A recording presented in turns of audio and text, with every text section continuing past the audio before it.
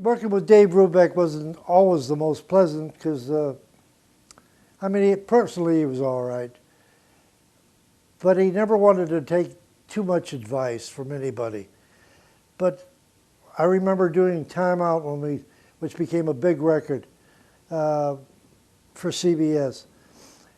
And I remember Paul Desmond doing this thing, and I loved it. I thought it was great. And Dave never played a solo on the record.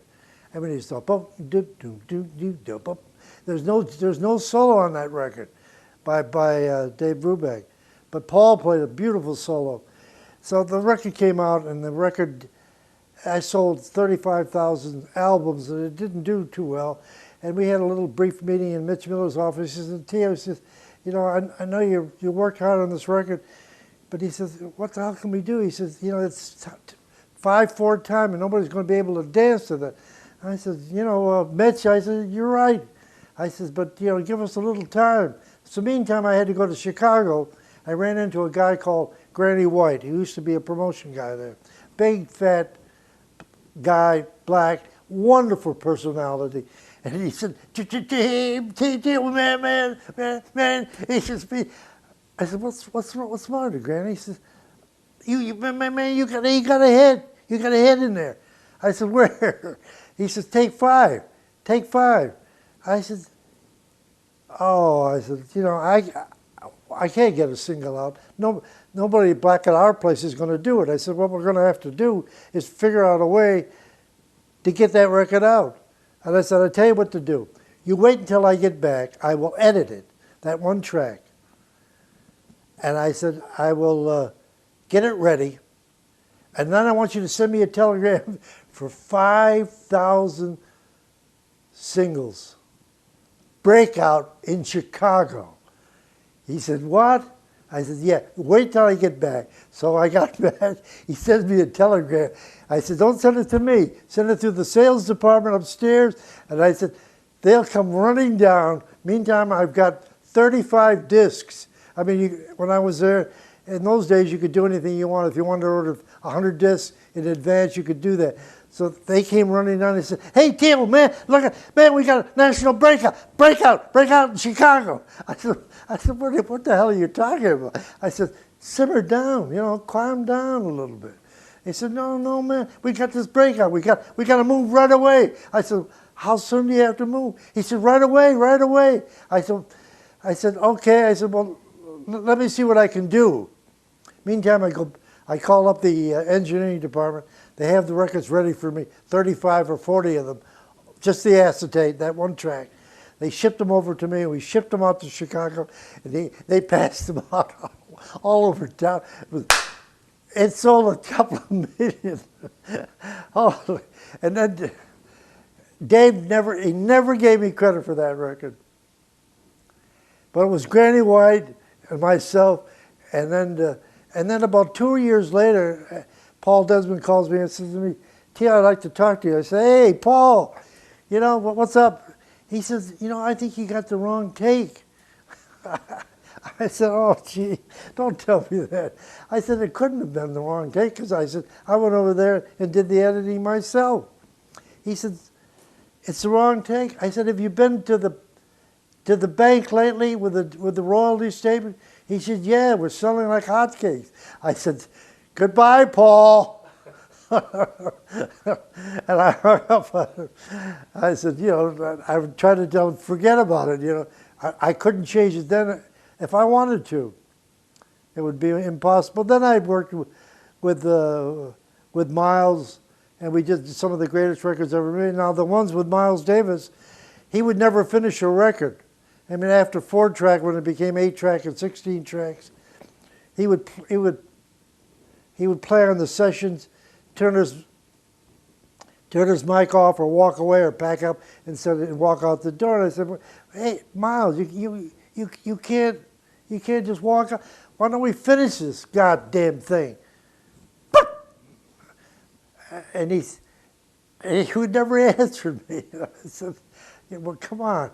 And he said, no, this is it. So I would take the tapes, go through them, edit them, and I'd call him up. I said, look, I'm setting up an acetate or an album, whatever, a big disc 33. I said, if you don't like it, I'll redo it again, you know.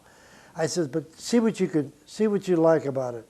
He'd call me back. He said, yeah, I know what you mean. Yeah, it sounds okay. I said, you mean it's all right to go with that? Yeah, you did okay. And this is through his entire career at CBS, because he came to the editing room maybe 5 times in 29, 30 years. And there are a couple of times when he came in and we did, I think it was in a silent way. I had already mixed, I don't know, maybe 40 reels of tape, 1/4-inch tapes. And I said, look, if you want to come down, be my guest. I said, I could do it. I know what's there. I've gone through it all. I said, so he came down. This is one of the rare times. And we sat for about 3 hours. And he said, I don't like that. I said, well, yeah, I don't like that either. The guy's just putting a lot of notes and doing that. So we edited the 40 reels of 1/4-inch tapes down to 2 boxes. And in the 2 boxes, we edited it down to 8.5 minutes on one side, and then the other side was maybe 9 minutes. Miles gets up and says, I'm leaving. I said, wait a minute, you can't leave now. I said, you know, I got about 18 minutes here. You know, we put this record out. I said, they're going to have your head in a platter, and they're going to have mine too. I said, just leave me alone for a couple of days. So what I did, I played it through again, and I cut it all up. And I made pieces, and I made bridges, and I stretched out, and I moved things around.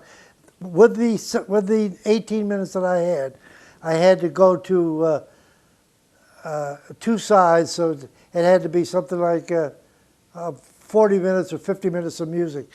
And what I did, I cut it, and I pasted it up, and I put it back together again.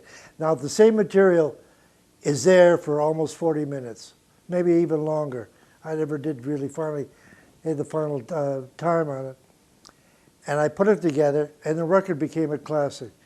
And then a lot of the people at CBS said, oh, anybody could have done it. I said, no, but not anybody could have done it. I said, to be able to do that, first of all, you had to have an ear. There was no scores. You had to have a mind. And if you want to become a producer, I don't know about the artists that some of these kids want to be, they really should study music. So you should learn orchestration. They should learn how to do all these things, you know, prior to getting into the studio. Because once you get in there, you know, it's easy to say take 1, take 2, take 3. But anyway, we made the record. The record became a classic. In a silent way, I don't know, it must have sold a couple of million. I have no way of knowing it. But just recently, Joe Zamanoff, they conned him into using the outtakes. And I said, please, if you want to use the outtakes, do it in a different format or give it away as an archival kind of thing, you know, to the students. Don't destroy the original record, because a lot of work went into that. But they did manage to put all the crap back in. And I called up Joe Zamanoff, and I really gave him hell for it. I said, look, don't do it, but if you're that hungry for the money, then do it. And he did it. I guess he wanted the money. I guess I don't know how much money he got out of it, but that was the way I used to do Miles Davis's records, edit them, and put them all together in piece by piece by piece. He would walk out of the studios. I remember one time he came into the studio. He was going to kill me. And he said, you white motherfucker. Bop. I said, what's wrong, Ma? He said, I want you to kill that secretary here. I said, that girl will do anything for you, outside of some things she's not going to do for you. I said, but she's in your corner. And he said, I'm coming over to kill you, hit me. I said, come over, you son of a bitch. I'm here. Meantime, I called the president of Cantilever, and I said, look, I think there may be a fight here shortly. He said, you think you need some help? I said, no, I think I can handle it. He said, well, do the best you can. And finally, Miles packed up his horn, went out the studio door. 2 minutes later, he was back in, and he takes his trumpet out. I said, put the machines on. I said, you son of a bitch, if I come out, to see you, I'm going to throw up all over you. And you hear me? And the musicians were still mulling around. They didn't pay him any mind at all. So finally I got up out of the chair in the control booth and I went outside. I stood next to the son of a bitch, shoulder to shoulder, just as hard as I could press.